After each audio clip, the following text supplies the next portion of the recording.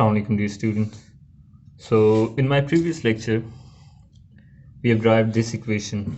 So we have solved out all my previous equations and this was our final equation. And now moving toward the Taylor series, rewriting this equation here. Let's see, I've rewrote this equation as equation number 4, and I wrote a Taylor series for sine of x and the cosine of x. So the Taylor series for the sine of x, you already know when you have series expansions. So in that sine of x expands like x minus x cube over 3 factorial, you can see here, and cosine expands like this. Okay, so here you can see is cos k of x, and this is cos, and let me cos, and this is its x.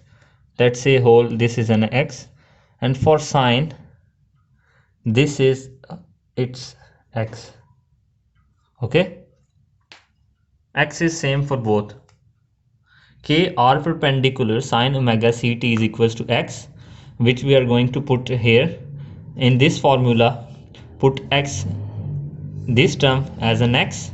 You will find in equations, you will make some equations like this. I've put here e of x cos of x naught 1 minus, this was cosine of let's say cos of x, and this cos of x will be equals to 1 minus, this is x square, and this was equal to x, this is x square, and this will be an equation like this, putting this value here, and when you will put this x here, it will be sine of x, and it will be put it here, and it will be x sine k of x, and this whole factor will be equal to this term. Okay, x, this is x minus x cube, this is x cube over 3 factorial, this is 3 factorial. Okay, so now what we are going to do is we are going to take its average. Okay, I missed it to write a step here, so I've rewrote it here. The motion of the particle, you have to write equation till here, then you have to write this thing, that the motion of the particle contains gyration at omega c, and also there is a drift ve due to the non-uniform electric field. Okay, this is ve. What this ve is, that when you will provide a varying electric field, it will be positive, it will be negative. Okay, so your gyration will be sometime it will be according to the positive, sometime it will be according to negative. So there will be a change in the drift, in the velocity with respect to electric field, and that change in the drift velocity is v of e. What we are going to calculate is we are going to calculate this drift velocity v of e, and we will see that what happens to the previous case of velocity, drift velocity, when we apply this non-uniform electric field. Finally, when we will derive the equation, we will understand that what that equation means and what is the change. So for that, for our now to solve this equation, we are going to neglect our gyration. So neglecting gyration over the cycle, now we are neglecting the gyration. We only want to consider this drift velocity. We want to calculate this drift velocity. So we are neglecting the gyration. So when we will neglect the gyration, we will put this v double dot, average of this v double dot equals to 0. So putting this average equals to 0, we will have here 0, its average will be equal to 0 here, and the average of this sine omega ct, we already in previously I've told you that the average of sine theta is equals to, the average of sine theta is equals to 0.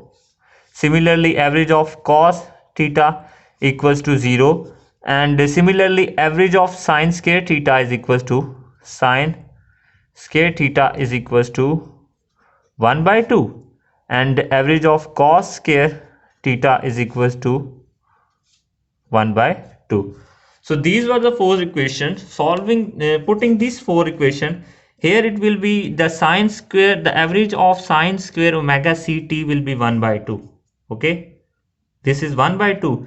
This 1 by 2 is from this 2 factorial. 1 over 2 factorial will be taken outside. This k are perpendicular, and the average of this sine omega ct will be equal to 1 by 2. We've already done these things. Okay, so watch my lecture from beginning, then you will understand what I'm going to do. I'm not going to do all of my steps again and again and again. It will take more time and it will make me bore, and also you bore. If you're watching my previous lectures also, you will say that, sir, my teacher is doing steps again and again. Okay, so I've done these steps too many times before. Okay, so this will be like this, and putting again in this case here, all of the factor will be equal to 0. Why this all factor will be equal to 0? Because here sine theta, average of this sine theta will be equal to 0. Average of this sine cube theta, it will be sine square theta into sine theta. Let's say sine square theta will be equal to 1 by 2, but the average of sine theta will be equal to 0. Okay, so this whole factor goes to 0 because it don't have even values. Even power equal to 0, or even power equals to 1 by 2, and odd power equals to 0. It contains all of the odd powers, so it will be equal to 0. Simply we can say that. So this is the question from how we jumped from here to here, I've told you. So rearranging it and writing this, writing again, this factor goes here, it becomes 0, and vy stays here, and this factor goes here, and rearranged this equation and wrote this equation as equation number 5. So this is equation number 5. So generalizing this equation, we have moved toward now final steps are coming. So this is v of x minus e of x, and our b1 minus k of x from equation number 1. This is k of x naught. Okay, let's see. In previous topic, missed a step here. Let me do that step here.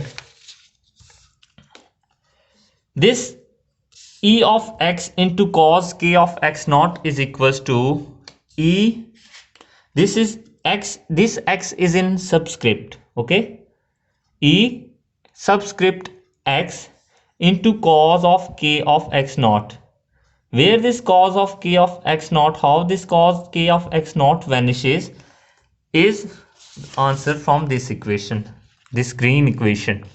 Okay, this e of x cos k of x, this e of x cos k of x is equals to e function of x. This x is in the subscript, and this function, this is the function of x. This e is the function of x.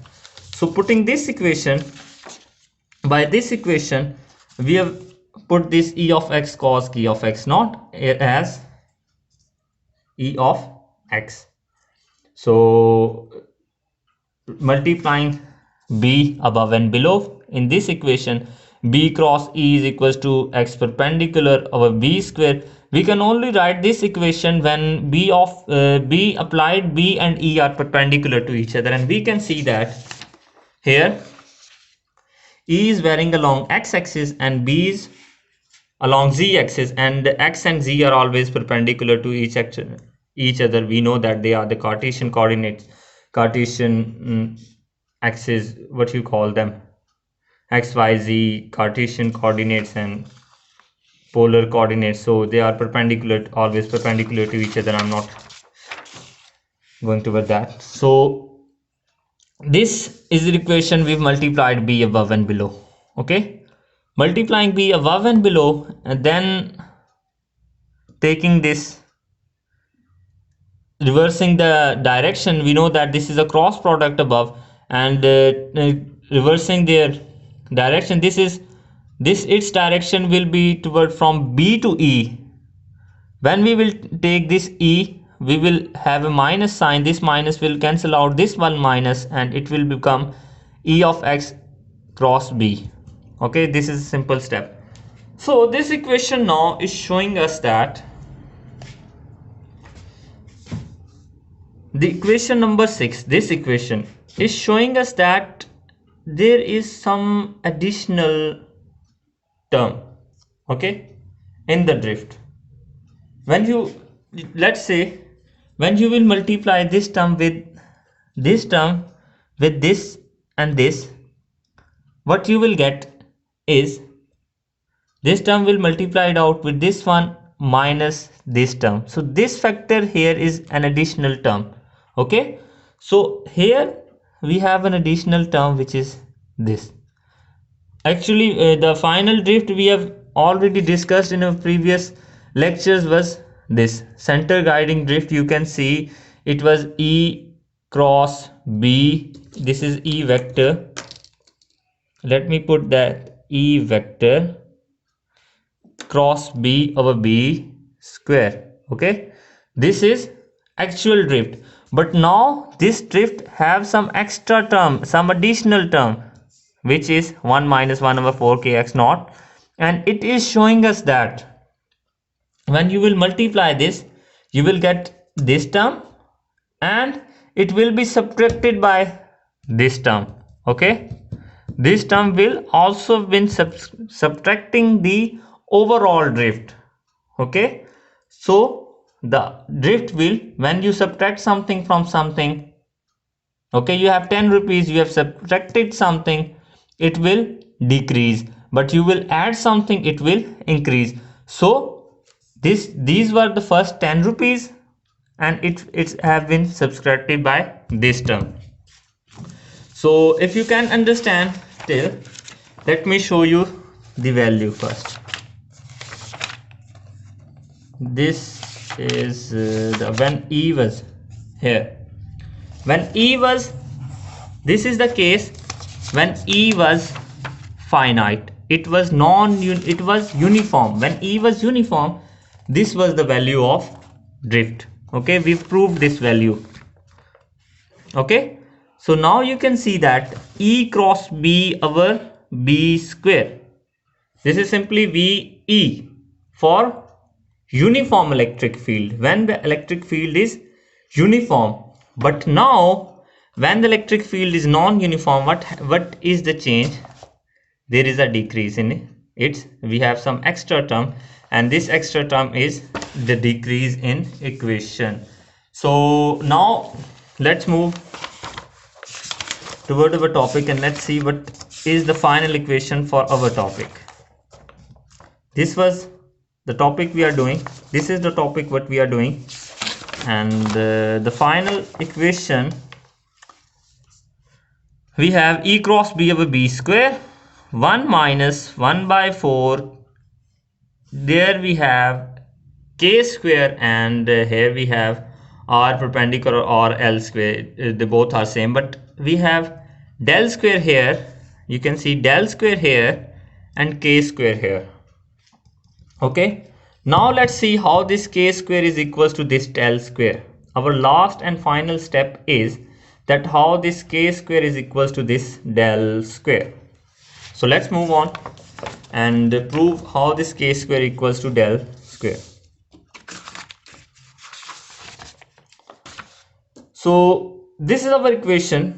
The previous case was that it was varying a cosine, and to solve how this K square is equals to del square, we take that this is E is simply a propagating wave. Okay, when E is a propagating wave, the wave function for a propagating wave is like this. It is propagating along x-axis, so K of x plus omega t. This is time varying component as t equals to 0.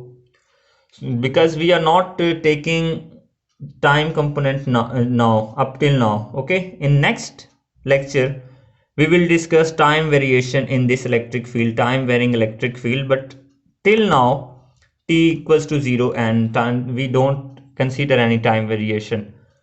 So this equation will be equal to E is equals to E naught E iota k of x, like this. Taking the gradient of this equation with respect to x, it will be equal to this.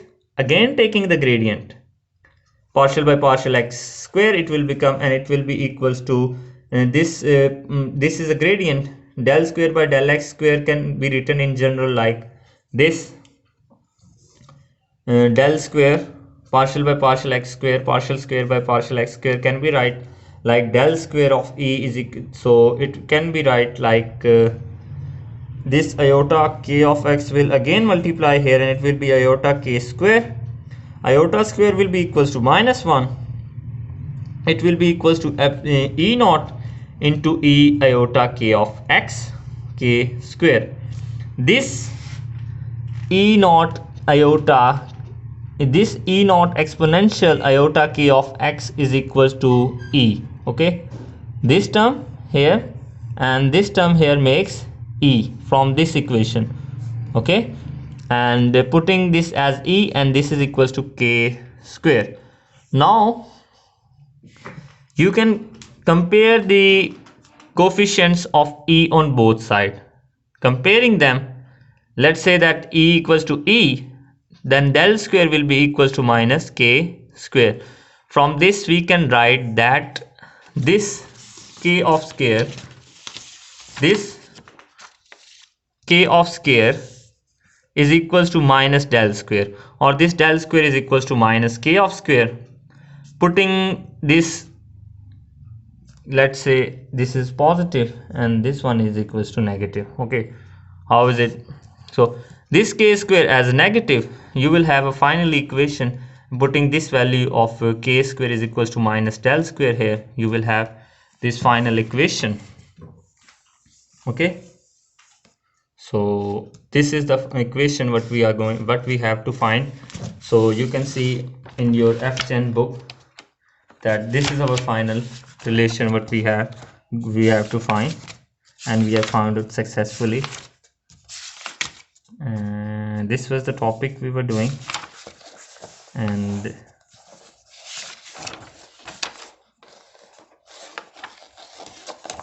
this is the equation. Okay, so we have proved this equation, and next in topic we are going to find out 2.5 time varying electric field. So watch my next lecture and my previous lectures. Also subscribe to my channel if you like my video. Thank you very much for your time, and assalamu alaikum.